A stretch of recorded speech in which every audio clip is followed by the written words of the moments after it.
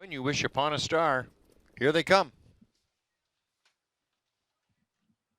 And they're off and pacing, and right out of the middle there, it's Jay alongside Dina Hanover and Twin B Fierce pushing on. Jay will go towards the top, but Twin B Fierce wants to apply pressure and will go to the front as they move into that first turn.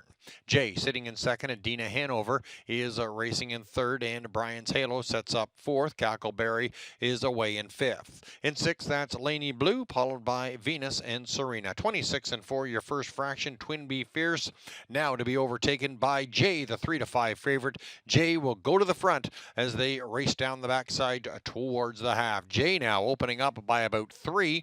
Twin B Fierce is racing second. Adina Hanover is third. Brian's Halo fourth, and Cackleberry remaining in fifth. Venus and Serena and Laney Blue, your final pair as they reach towards the halfway point. It's Jay in front, halfway, 56 seconds.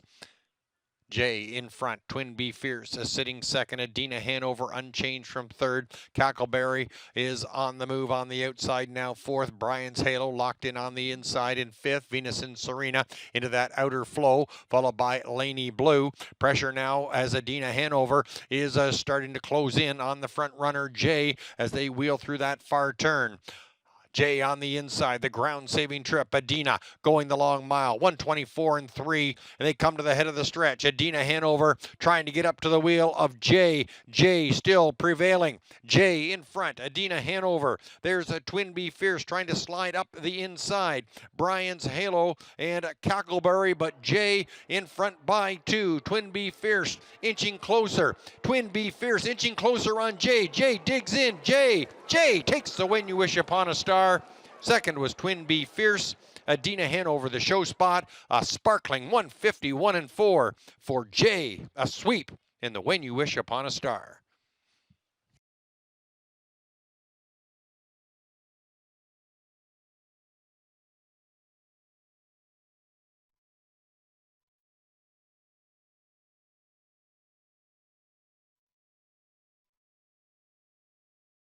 Prevailing. Jay in front. Adina Hanover. There's a Twin B Fierce trying to slide up the inside. Brian's Halo and Cackleberry, but Jay in front by 2. Twin B Fierce inching closer. Twin B Fierce inching closer on Jay. Jay digs in. Jay takes the When You Wish Upon a Star. Second was Twin B Fierce. Adina Hanover, the show spot. A sparkling 151 and 4 for Jay. A sweep in the When You Wish Upon a Star. Owned by Wilma and James McKenzie.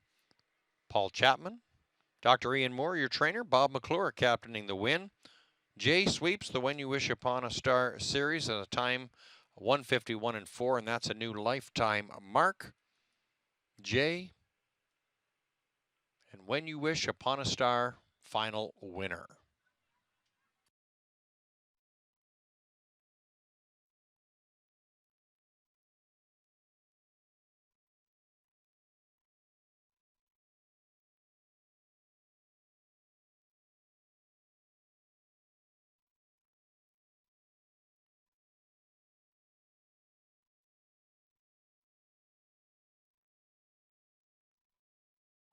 It's a sweep in the When You Wish Upon a Star for the Cattle Wash filly Jay. We've got winning trainer Doc Moore here. We've got a couple of the owners as well, and Wilma and James McKenzie. We'll start with you, Doc. Jay going through with the sweep here, 51 and 4, just like her mother did back in 2017. Any similarities between her and Jan? Oh, a lot of similarities. This filly is a big, rugged filly, and her mother was as well. Her mother was quite a bit taller than her, and she was bigger right from the get-go. But this filly's going to grow some more. She's long also, very long gait to her, and very aggressive, as you can see tonight. That wasn't Bobby, that was her, I guess. I asked him that, so she must have knew it was the final. But her mother was exactly the same. Her mother had the sweep in the series, as you mentioned as well. Now, what I've noticed, though, is that although she might be aggressive early, through this series, she's shown a good ability to relax in the middle half. What's been different with her in that regard? Well, when she gets in the front like that, she will kind of drop the lines on you a little bit.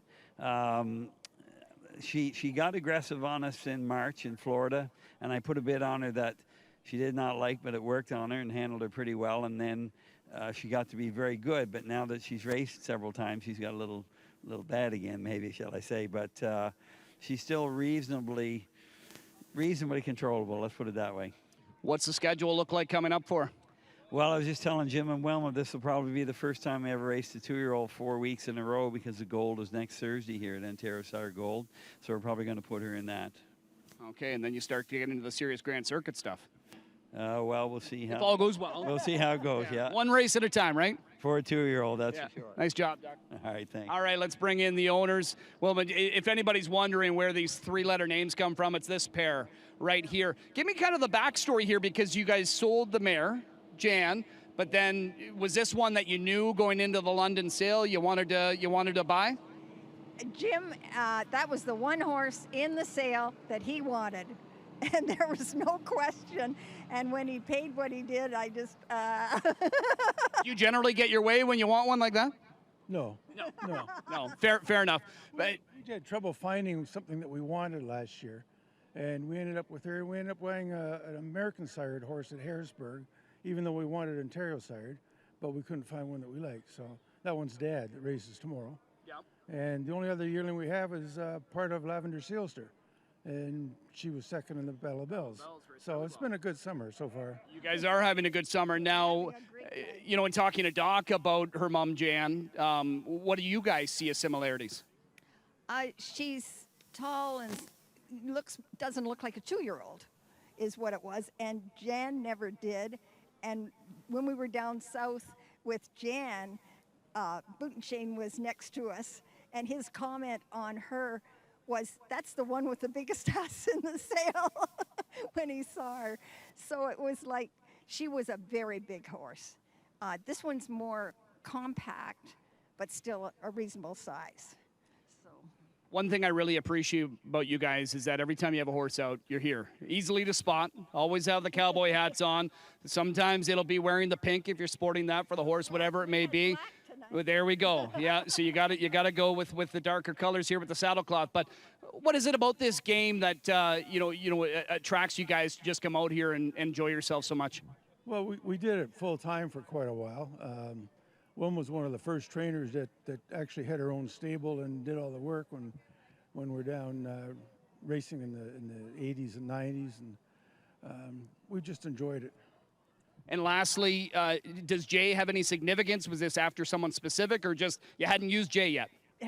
We tried to call her Joy, but apparently years ago there was a top Joy that raced up here, and she made something like 150,000 or something, but that was a lot then, and therefore her name wasn't available. So this was second choice.